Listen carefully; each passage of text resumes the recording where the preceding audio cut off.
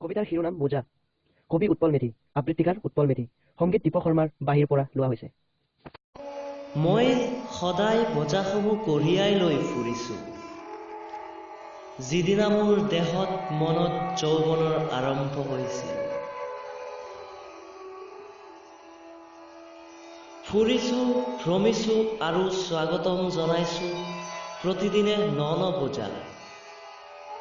এই যে সদায় গুণগুণোৱা গানবোৰৰ বোজা, চৰাইবোৰৰ সুৱদী মাতৰ বোজা।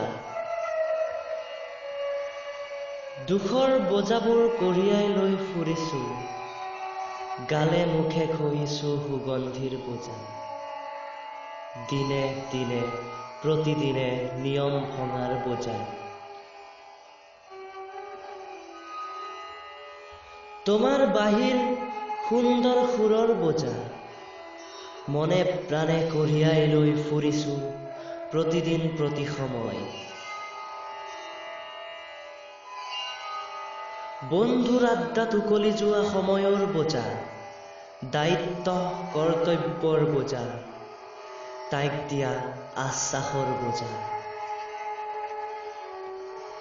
পথাৰত ডাঙৰিৰ বোজা, ফাগুনত ধূলিৰ বোজা, বহাগত ঢোল পেঁপাৰ লগতে বৰদৈচিলাৰ বোজা।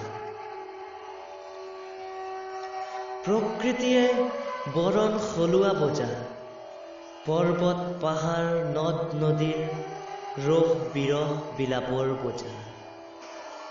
কঢ়িয়াই লৈ ফুৰিম মই মাতৃভূমিৰ বোজা, প্ৰতিদিন প্ৰতিবল প্ৰতি সন্ধ্যা।